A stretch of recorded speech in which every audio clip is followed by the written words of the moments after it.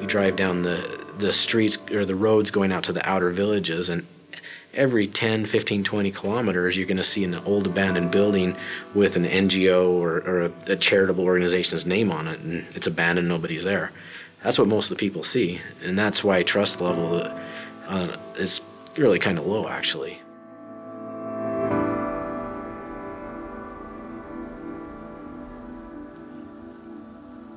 Les paix qu'on avait là au Couvent, on ne savait pas les noms.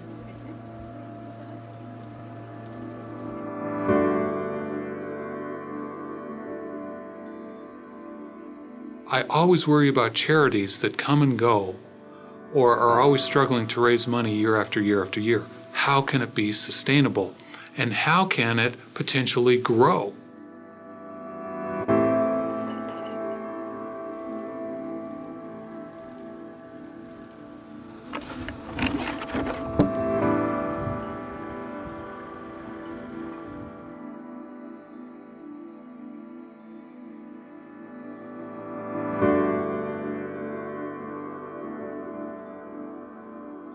What is the core problem? Why are people without a home?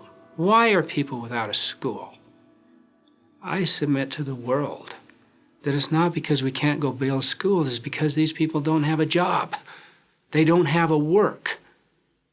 Wouldn't we be far better off to look at the economics and to say, how are we going to build business within the community? How are we going to teach, not only teach the people, but fund projects that are sustainable? That is the message I would give to the world, to rethink how we give and look at ourselves straight in the face and change.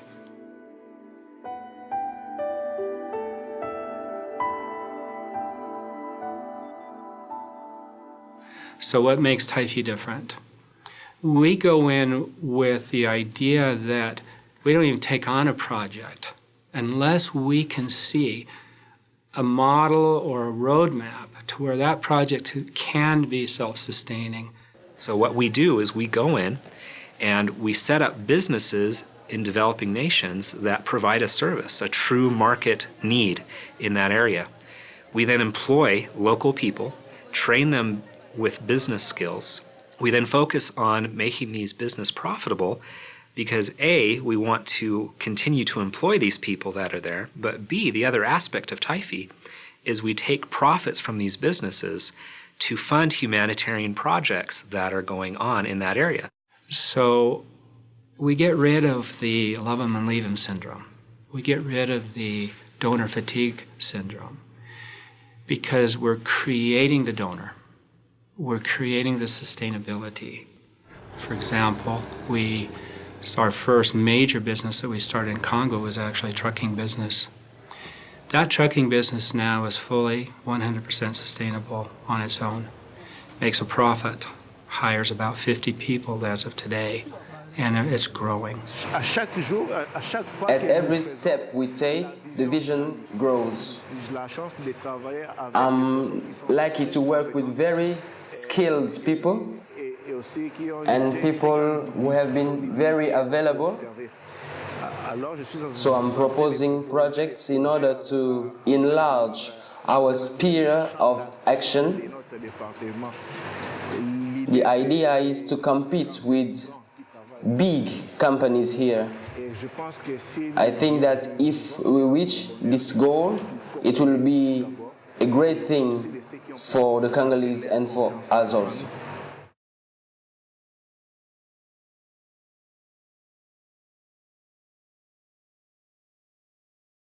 From a percentage of that profit that they have, they are assigned to an orphanage. and they are about 50% sustaining that orphanage through the trucking company. If I had enough money, I would give more easily to the orphanage. But as I didn't have it, it was a pleasure for me to know that when we were working, a portion of our profit was helping the orphanage to operate. So I was feeling as if it was me, because it was the result of our work. So it was a great joy for me, and still now. The bricking company is the second significant company that we've started. The first year, the bricking company actually broke even. We're now into our second year. We've reduced our cost so people can afford it, and yet still making a significant profit for that company. And we have two types of blocks. This one of 22 centimeters, and the small ones of 14 centimeters. So this, it's much better by far, because it's stronger than the other one, and it's even cheaper than the ordinary bricks.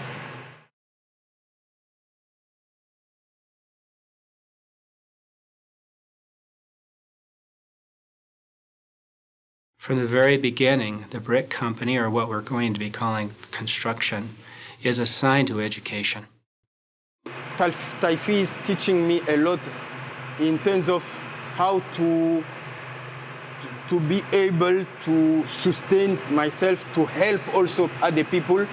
TIFIE has given me opportunities to go and build for other people who have no school building, and I've been, for example, to Musabo to build for them.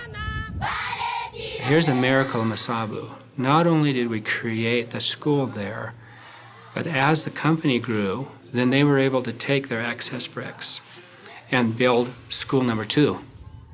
At the same time, UNICEF came in and saw what we were doing, and they doubled that. So now we have a whole school that serves 400 children. Because these young people, they could change things, you know, like in 10 years, 20 years, 30 years. But when they are uneducated, it's hard. It's really hard. That's why I like the way TIFIE is supporting education.